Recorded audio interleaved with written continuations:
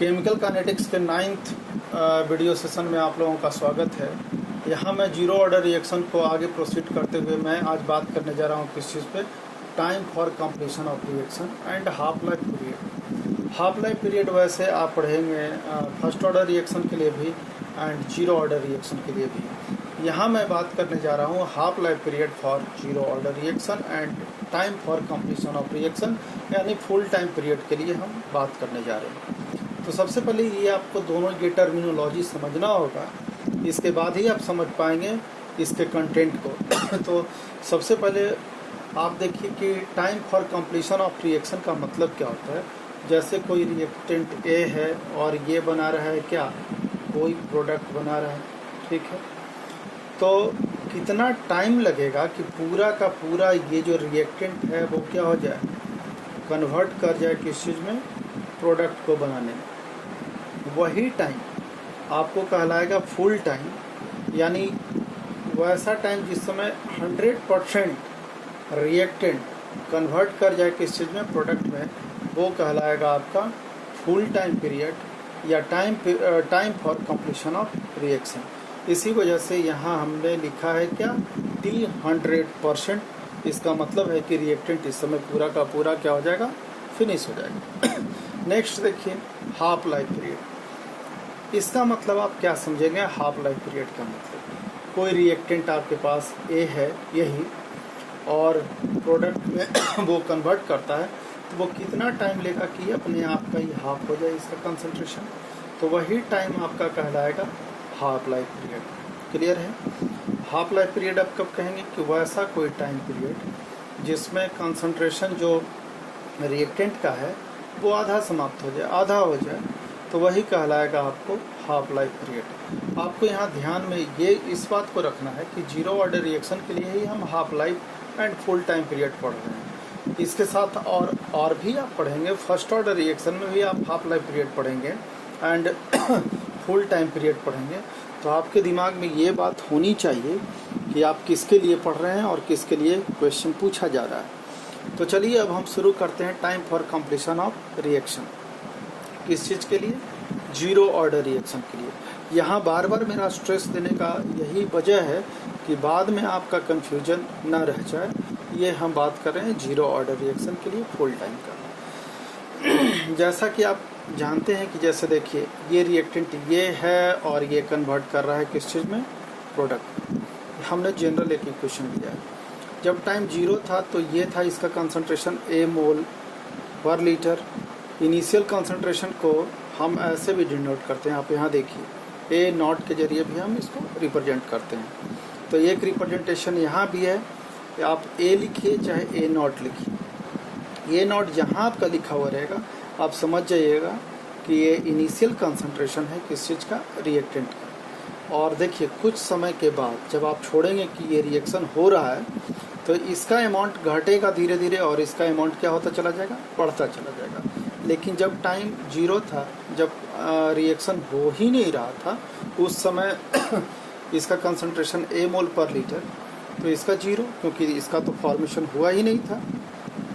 कुछ समय के बाद मान लेते हैं कि इसका कंसंट्रेशन -x मोल पर लीटर के घट रहा है, तो वैसे ही इसका कंसंट्रेशन प्रोडक्ट का क्या होगा, x मोल पर लीटर के हिसाब से इंक्रीज करना शुरू हो जाएगा।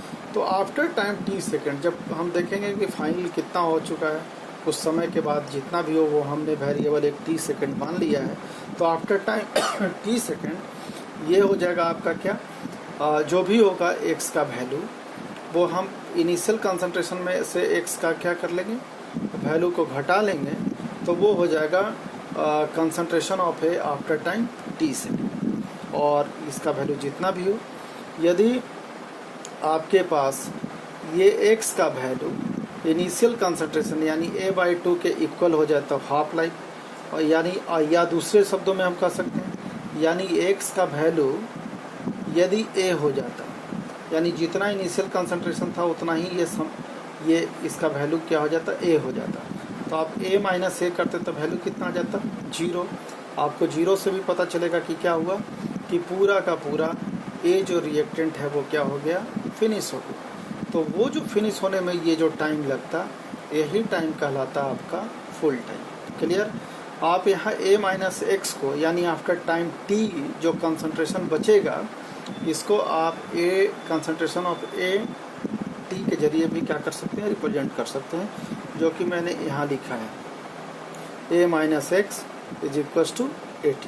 क्लियर। अब चलिए आगे बढ़ते हैं। ये है काइनेटिक इक्वेशन किसका, जीरो ऑर्डर रिएक्शन का।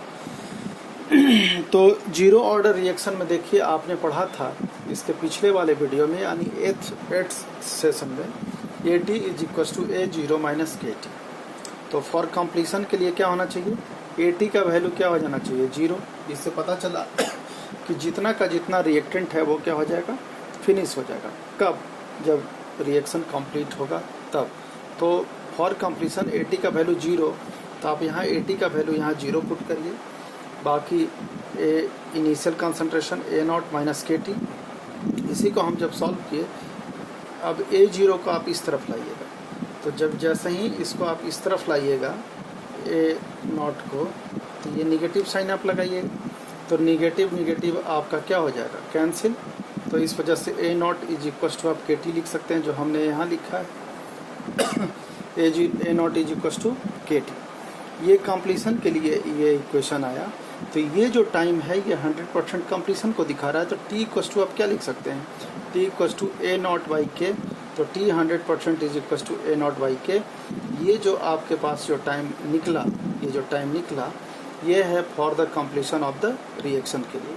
तो ये बहुत ही इम्पॉर्टेंट एक फार्मूला है, इसे आप याद करके रखेंगे। इस पर बेस्ड मैं प्रॉब्लम भी आप लोगों को दूंगा क्लास में, और यहाँ भी एक हम सवाल पे चर्चा करेंगे इस चीज़ को। फिर देखिए ये K का हम यूनिट निकालना चाहें तो कैसे निकालेंगे, तो K इक्वल टू आप लिख सकते हैं ना, K को आप यहाँ ले जाइए, T को आप यहाँ करिए, तो K इक्वल टू हो जाएगा A0 बाई T।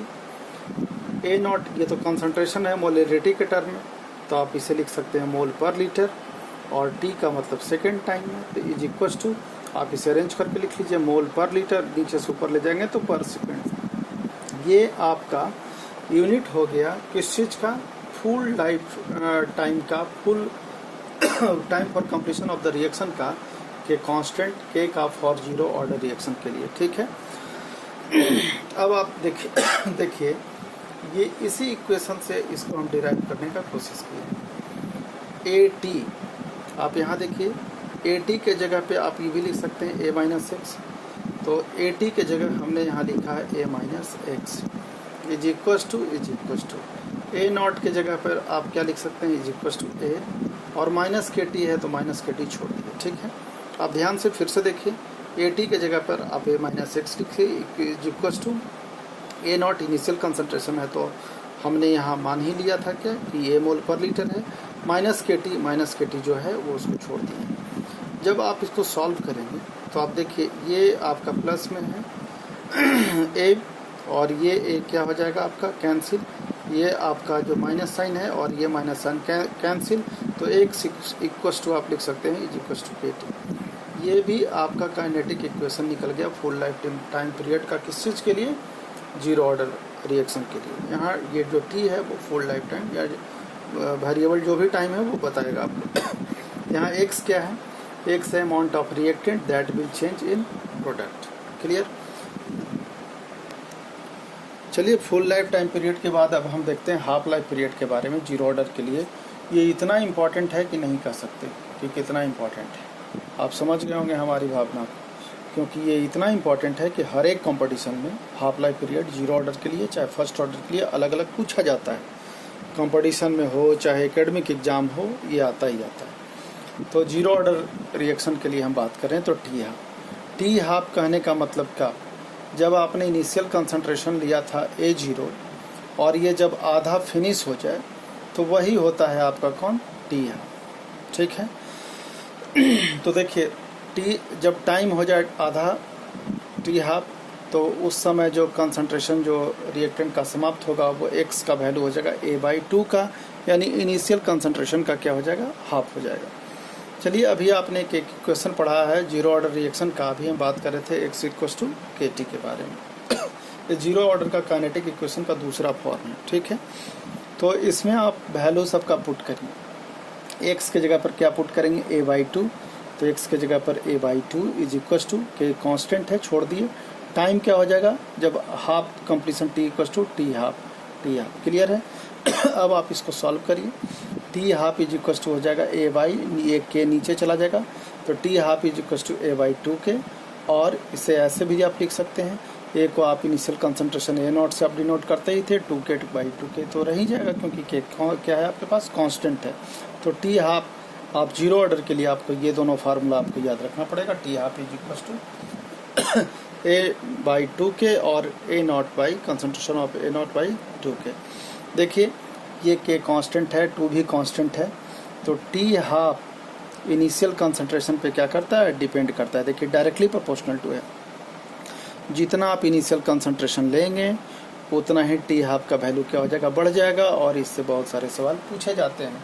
तो आप याद रखिएगा कि फॉर जीरो ऑर्डर रिएक्शन के लिए जो हाफ लाइफ पीरियड होता है वो अपने इनिशियल कंसंट्रेशन का क्या होता है, डायरेक्टली प्रोपोर्शनल टू होता है।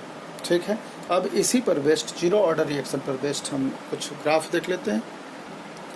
आपने अभी पढ़ा है जीरो ऑर्डर रिएक्शन के लिए कि रेट जो होता है -dA/dt, ये है decrease in concentration of reactant is equal to K A⁴, ये है ऑर्डर ऑफ रिएक्शन बता रहा है।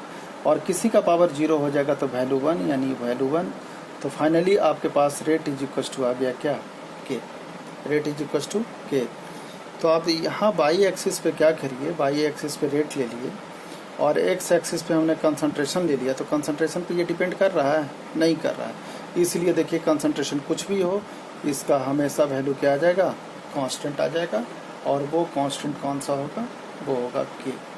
ठीक है, सेकंड ग्राफ पर हम चलते हैं।